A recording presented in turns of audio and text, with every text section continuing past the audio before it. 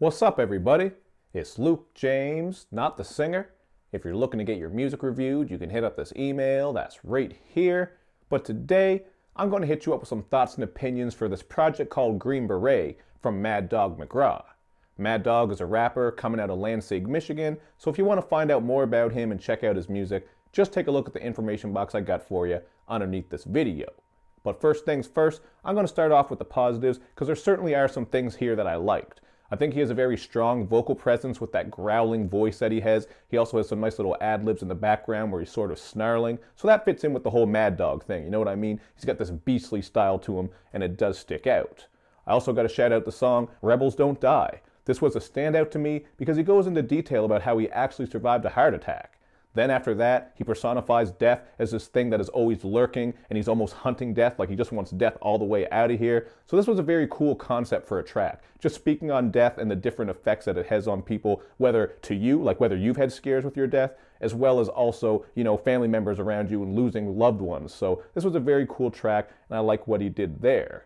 Now, another thing I appreciate about this project is how he actually speaks on the state of the rap game and just some of the things he doesn't really appreciate. Like on the song Dog Days, where he brings up how people are so obsessed with style over substance. I think this is especially true. We see it all the time with a lot of these new rappers who are very flashy, but they don't have bars. So I definitely appreciate what he was saying on that one, and that was dope. He actually takes it a bit further on the track Green Beret. This is the title track, obviously, and here he calls out the people who downplay the importance of lyricism. We see it all the time in various reviews and on various sites where it's all about the vibes, and I do understand that to a point, but I do think it's a fair critique to talk about rappers who have nothing to say and are just not very good at the actual rapping aspect. Still is cool if you got good beats and you can make bangers and vibes, but I think bars do have to count for something a little bit, so I'm definitely with him on that.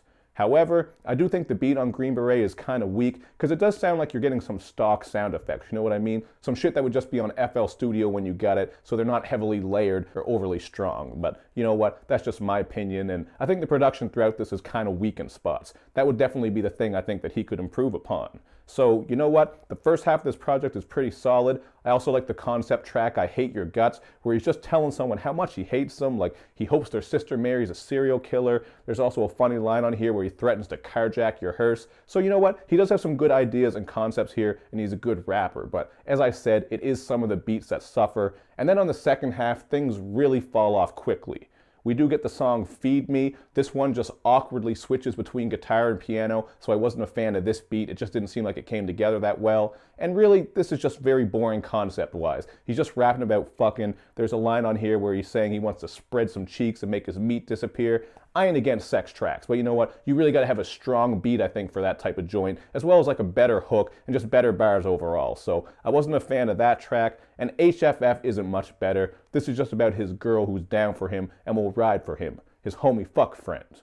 On top of all that, we get the song Back of the Bar. This is a club track that really doesn't bang near as much as it should. So these three tracks were some of my least favorites, man. It was kind of disappointing because this project started off with a lot of cool concepts. He was bringing some cool commentary as well, just on the state of the rap game. But then we get these joints and it just falls off, as I said. I understand maybe he was bringing a bit of versatility here, so I can appreciate that, but I don't think the execution of these tracks was that great. Again, I think the beats need to be much stronger, you need better hooks, and maybe some strong features would have helped uplift these tracks as well, because as it is, they're quite generic and not executed overly well. So those three tracks kind of hold this project back, and that's why I'm going to go with the 2.5 out of 5, man. When I was listening to this, I was definitely feeling about a 3 because I really like him as a rapper, but these beats just are not doing it for me, and I do think he works much better when he has something to rap about, like when he's bringing those concepts and themes. He still could do these other tracks if he finds a way to make them more interesting, but he certainly shines when he's bringing some personal stories and just letting you know what he thinks about various things. So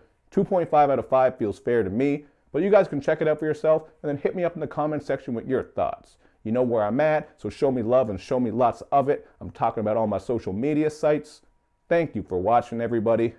I will see you next time.